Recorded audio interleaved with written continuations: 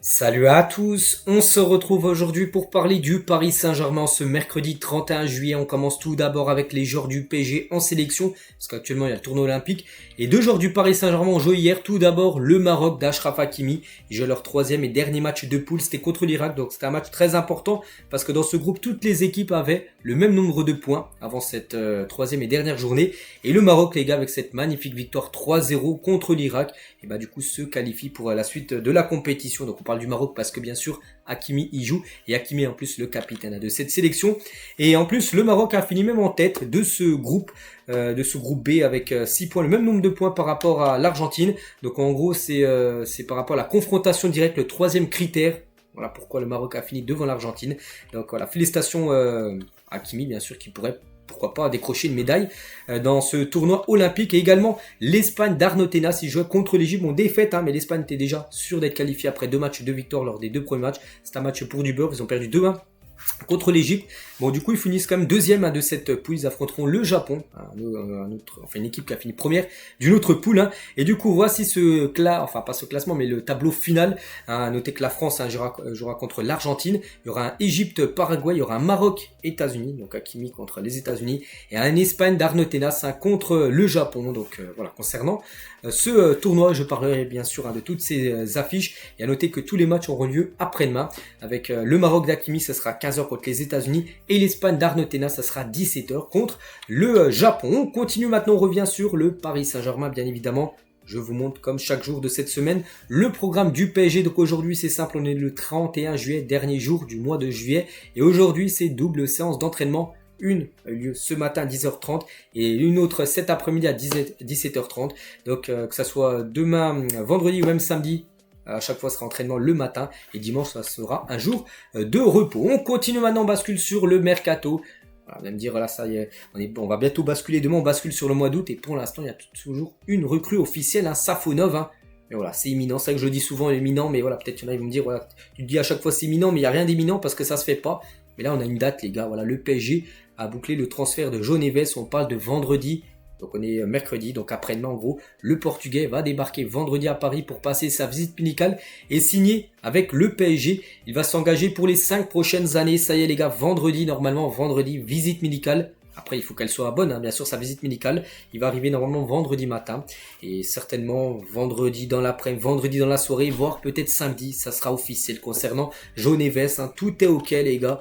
Voilà, donc à noter que dans le deal, ça sera 70 millions d'euros plus Renato Sanchez qui fera lui le sens inverse et qui partira du côté du club du Benfica. Regardez, même Fabrizio Romano, appelez, vous tapez sur X ou Twitter anciennement, tapez Fabrizio Romano, il confirme en gros qu'il va bien rejoindre bien sûr le PSG. C'est toujours une question d'heure, normalement vendredi, ça devrait être fait. Donc voilà, João Neves devrait devenir la deuxième recrue du Paris Saint-Germain, enfin on peut le dire sur ce mercato. On continue avec un autre joueur qu'on parle beaucoup. Je dis tant que ce joueur n'a pas dit officiellement ce qu'il veut faire, le PSG est totalement dans la course. Il s'agit de Nico Williams et c'est la priorité numéro 1 du côté de Paris. Luis Enrique est un atout majeur pour convaincre le joueur parce que Luis Enrique connaît Nico Williams, les deux sont espagnols.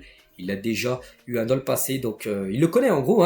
Donc il a de grandes chances que le transfert se réalise. Bon, c'est Daniel Riolo. Riolo, il va quand même fort. Il y a de grandes chances qu'il vienne au PSG. Si c'est ok les gars, ce serait magnifique, bien sûr. On est lié gauche, vous mettez lui, Sancho ou même Rafael Kvaratskhelia, je préfère lui aux autres. Surtout c'est peut-être le moins cher, enfin l'un des moins chers avec Jadon Sancho, ça va être clause libératoire de 58 millions d'euros. Donc oui, ce sera un magnifique joueur. Donc Riolo il a dit, Nico Williams c'est la priorité numéro 1 du PSG. Il veut tout faire pour l'obtenir. Luis Enrique est un atout majeur pour convaincre le joueur. Il y a de grandes chances que ça se fasse. Le Barça le veut également, mais ils n'ont pas les moyens. Le PSG mettra ce qu'il faut lorsqu'il s'agit d'argent et ils parviennent toujours à leur fin. Voilà, il a dit ça hier à l'After RMC. Voilà, mais comme j'ai dit les gars, le joueur, il y a toujours 3 options pour lui. Il y a le PSG, bien sûr, il y a l'équipe du Barça, mais il y a surtout pour moi la grosse info que je vois quand même, qui devrait rester à Bilbao. J'espère que c'est pas ça, mais voilà, la grosse info, surtout en provenance d'Espagne, qui dit qu'il devrait faire une saison de plus à Bilbao, parce qu'en gros, il a un frère, Inigo Williams, qui joue du côté de Bilbao. Il aimerait faire une saison de Ligue Europa avec lui la saison prochaine. Il lui aurait promis, et c'est pour ça qu'il pourrait rester à Bilbao. Bon, j'espère que c'est des fake news et qu'ils viennent au PSG, ce serait un incroyable joueur. Voilà ce qu'il va dire sur Nico Williams. Concernant Kimmich, la direction du PSG veut vraiment Kimmich et travaille activement sur le transfert du joueur allemand. Donc le joueur a fait partie des éléments que le Bayern Munich ne retiendra pas cet été, surtout un an de la fin de son contrat. Le Bayern cherche à le vendre pour récolter de l'argent, sinon il partira libre dans un an. Donc voilà, le PSG toujours bien sûr sur le joueur. Allez, ça a été sur Sky Sport Deutschland qui disent voilà, que le joueur est pisté par le Paris Saint-Germain. Donc maintenant ça aussi on suit le dossier de très près concernant Kimmich. Concernant Ryan Cherki, et peut-être coup de théâtre on peut dire, parce que le PSG pourrait revenir dans les prochains jours sur la piste menant à Ryan Cherki, qui n'a toujours pas signé avec Dortmund alors qu'un accord existait avec Lyon, c'est fou. Même lui avait liké un coup un post de l'équipe où c'était marqué Ryan Cherki très proche de s'engager avec l'équipe de Dortmund, il avait liké ça. Puis depuis les gars, ça fait au moins 2 semaines qu'il y a eu ça, c'est rien passé, on parle même qu'il va même pas rejoindre Dortmund, donc du coup le PSG pourrait de nouveau rentrer dans le dossier concernant Ryan Cherki, vu que normalement ça va pas se faire à Dortmund. Donc voilà, lui aussi, il pourrait revenir, enfin, les rumeurs pourront revenir du côté de Paris. Concernant Désiré Doué, donc confirmation la décision de Désiré Doué sur son avenir devrait bien être communiquée après les Jeux Olympiques, parce qu'actuellement il a le choix entre 3 clubs, parce que rester à Rennes c'est une option aussi pour lui, ou aller au PSG, ou Bayern, et il devrait annoncer sa décision. Tiens, l'image peut-être de Nico Williams qui prend son temps aussi pour annoncer sa décision. Lui aussi devrait annoncer sa décision après les Jeux Olympiques, mais pas que la France est qualifiée en quart de finale. Donc si la France va jusqu'en finale, il va falloir entendre encore au moins quasiment 2 semaines avant la décision de Désiré Doué. Concernant un autre joueur, c'est PSG Inside Actu, donc ils ont des sources, ils ont envoyé une info les gars sur Bafodé Diakité, que le PSG s'est renseigné sur un nouveau défenseur central. Il s'agit de ce défenseur lillois. Toutefois, ce jour, il n'y a aucune approche entre le PSG et Lille. Il sera très dur de déloger de Lille. Paraît très attentif concernant le joueur. Il devrait prendre une décision avant la fin du mercato d'été en cas d'échec des autres pistes. Aujourd'hui, le PSG a d'autres priorités à ce poste, mais ils ont agrandi la liste suite aux différents échecs. Voilà, donc on parlait beaucoup de Leniro à l'époque du côté du PSG. C'était peut-être un autre Lillois qui pourrait débarquer à Paris, parce que Paris, on parle beaucoup d'attaquants, d'ailiers de milieu avec Kimmich, tout ça, mais il y a aussi un défenseur central qui est également ciblé par le PSG. Il y a eu pas mal de noms, et voilà, ce joueur, les gars, Diakité est un joueur qui pourrait débarquer à Paris. À noter une petite info aussi que j'ai pas mis aujourd'hui en image, les gars, Daj Hunsen, vous savez, ce joueur aussi qu'on parlait beaucoup il y a à peu près 2 semaines, c'est officiel, il a rejoint hier Bournemouth. Donc voilà, lui le transfert est clos, il ne viendra pas du côté de Paris.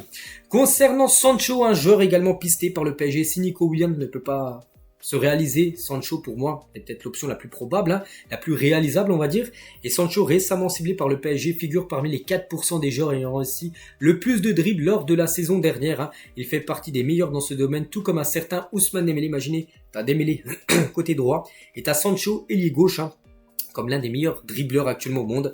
Donc oui, ça peut faire beaucoup de mal pour la saison prochaine. Concernant ces 2 joueurs qu'on a beaucoup parlé, Kvaratskhelia, même si on en parle beaucoup moins là sur les 15 derniers jours, parce que Naples ils veulent pas lâcher, mais il y a Osimhen aussi, mais Osimhen a l'impression que ça avance pas, c'est en stand-by, je sais pas ce qui se passe. Bref, les relations entre Naples et le PSG sont tendues après le rejet de l'offre de 200 millions d'euros pour Osimhen et Kvaratskhelia. Depuis, le PSG n'a fait aucune offre, même pour Osimhen, même si elle pourrait arriver dans les prochains jours avec une valeur bien loin de celle de sa clause libératoire. Donc voilà la situation. De toute façon, c'est l'un des deux qui venait arriver à Paris, ce serait Osimhen. Kvaratskhelia, on va même plus parler de lui parce qu'il ne viendra pas. Et Osimhen, voilà, j'ai dit le PSG pourrait proposer 80-90. Naples, on attend toujours 130 millions d'euros. Un départ officiel de Paris, les gars, c'est l'attaquant formé au PSG. Donc il s'agit de Noah Lemina. Et il rejoint l'équipe du FC Annecy. J'en ai parlé hier, il y a eu des rumeurs, ça c'est fait les gars.